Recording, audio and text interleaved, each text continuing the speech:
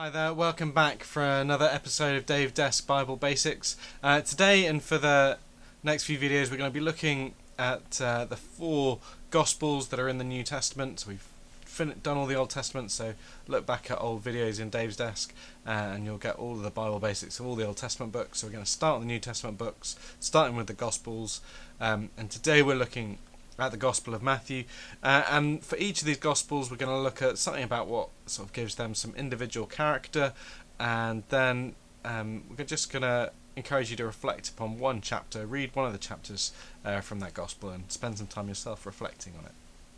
So Matthew, early church, all felt like that the disciple Matthew had written the Gospel. Modern critical theologians sort of reject that, primarily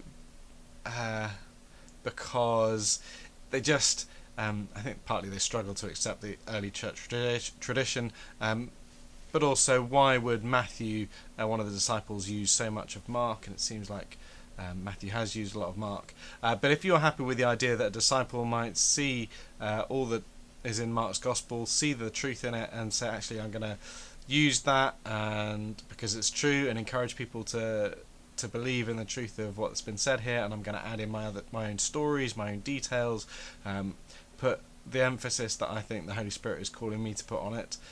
I can see Matthew writing in that way. I think it's entirely reasonable, therefore, to still have Matthew as the author of Matthew's Gospel.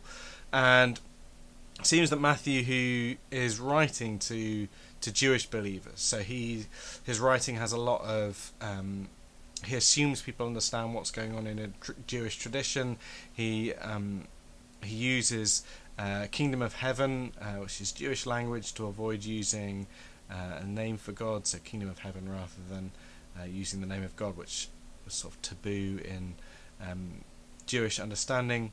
He also gives Jesus the title Son of David, and some of the prologue uses sort of Jewish way of using numbers to emphasize the Son of Davidness of Jesus. And although the book still has a global sort of look out and finishes with the Great Commission to go into the world, it definitely has this priority in speaking to Jewish people and using the Old Testament to prove to Jewish people that Jesus is the Messiah that's told of throughout the Old Testament. And similarly, it's structured in a way that sort of hints at something that fulfills and goes on from the Old Testament. So Matthew uses time and again, this was to fulfill language, and then he writes with 5 key discourses. So there's a prologue, 5 major discourses, and then an epilogue, just as there are 5 books in the Old Testament law. And so we understand that Matthew is writing a new law, or a fulfillment of the law, in his telling of Jesus' story. And encourage you to spend some time now, read through Matthew 5.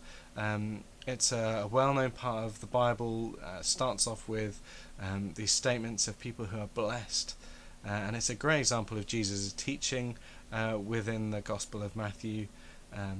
And so I'd encourage you to read through that and allow yourself to be challenged by Jesus' words, where Jesus sees value, and perhaps where we or the culture we live in sees value, and how those are different, and how we need to always be checking ourselves against what Jesus says is true. Thank you, and I hope you find Matthew to be an enriching place to read and to study.